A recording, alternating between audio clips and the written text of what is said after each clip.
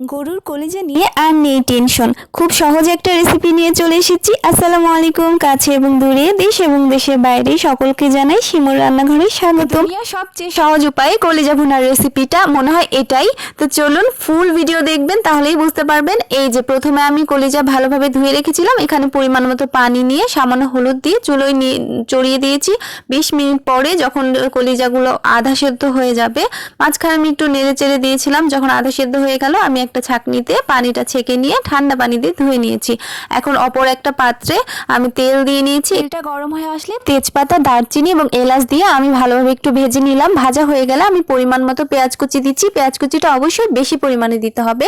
পেঁয়াজটা ভাজা ভাজা হলে একটু নরম হয়ে আসলে এখানে আমি আদা এবং রসুনের পেস্ট দিয়ে আবারও ভালোভাবে নেড়ে চেড়ে সামান্য পরিমাণে একটু পানি দিয়ে ভালোভাবে কষিয়ে নিব মশলাটা। এরপরে হলুদের গুঁড়ো, মরিচের গুঁড়োটা এখানে আমি বেশি পরিমাণে দিয়েছি। আমি পরিমাণটা বলছি না, আশা করি আপনারা ভিডিওর মাধ্যমে বুঝতে পারছেন। এবং ধনিয়া গুঁড়া দিয়ে ভালোভাবে, ধনিয়া ও জিরা গুঁড়া দিয়ে ভালোভাবে মাখিয়ে নিব এবং মশলাটা ভালোভাবে কষিয়ে নিব। একটু সময় নিয়ে নেড়ে চেড়ে এখানে আমি পানিও দিয়ে নিলাম এবং ভালোভাবে মশলাটা কষিয়ে নিব। মশলাটা থেকে যখন পানি বের হয়ে আসবে, তারপরে আমরা একটু লবণ দিয়ে নিলাম। লবণ দিয়ে আবারও পানি দিয়ে আমি আবারও কষিয়ে নিচ্ছি। অবশ্যই মশলাটা আপনাকে ভালোভাবে কষাতে হবে, এরপরেই কলিজা দিতে হবে।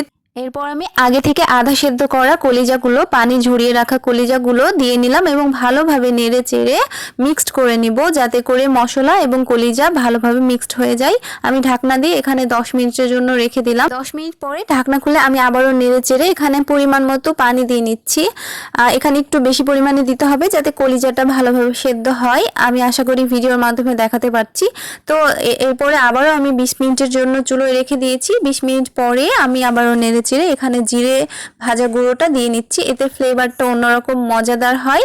তো এরপরে আমি আবার দমে রেখে দিলাম প্রায় 10 মিনিট। 10 মিনিট পরে আমার চুলো বন্ধ করে দিয়েছি। আমার কলিজা হয়ে গেছে। অনেক মজাদার হয় এভাবে কলিজা ভুনা করলে।